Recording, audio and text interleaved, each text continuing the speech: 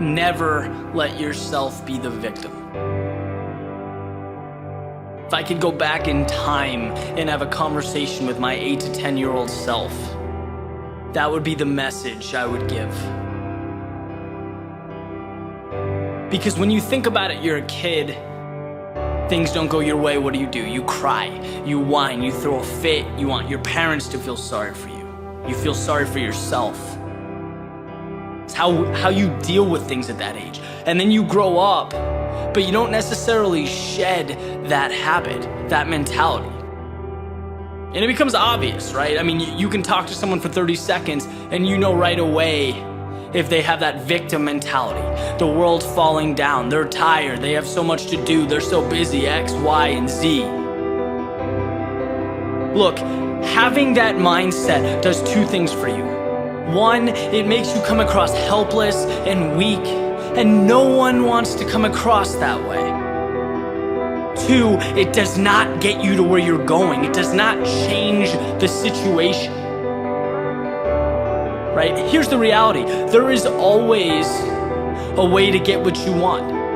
There is always a way to position yourself to move away from what you don't want. You can quite literally become what you want to become, but you cannot look at life like it's this problem, like it's against you.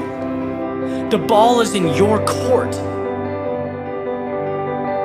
You know, it wasn't that long ago, 2-3 years ago, that I was not the happiest guy in the world, right? Did not like what I was doing, did not like how I was spending my time, was not energized, was not passionate about very much. But the time came where I didn't want to live like that. I had a conversation with myself. I stopped being the victim, I stopped complaining, and I asked myself, dude, what do you want? What is your purpose? What is your goal? Who do you want to become? And I literally made the decision and walked away a different person.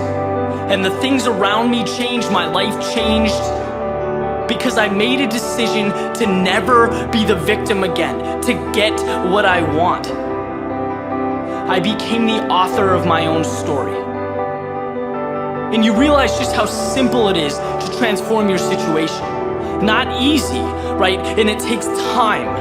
But there's always a way to get from point A to point B. And this separates the world into two kinds of people.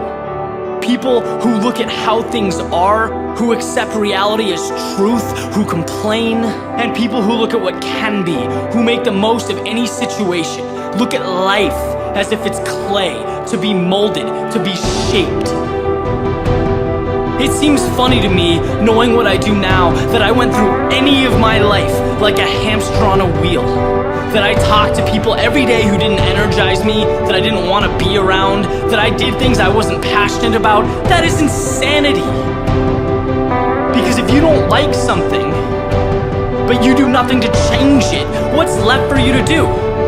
Complain, whine, stay where you are, that's it. See, one of the reasons I reference athletics so much is because they bring this mentality on you that when things become difficult, when things become challenging, your one job is to find a way to figure it out. And I always did. And I took that and I brought it to everything else I do. And now it's eye-opening to see people achieving success, financial freedom, these things everyone wants, and know that the difference between them and everyone else is that they felt like they deserved it. A lot of the time they weren't smarter, stronger, they weren't more gifted starting out, but they moved toward what they wanted. They didn't cry or groan about the problems, they didn't look for sympathy. Those at the top of the mountain are not victims. They would never let themselves be victims. It's about the other side, the opportunity. Getting from where you are to what you want.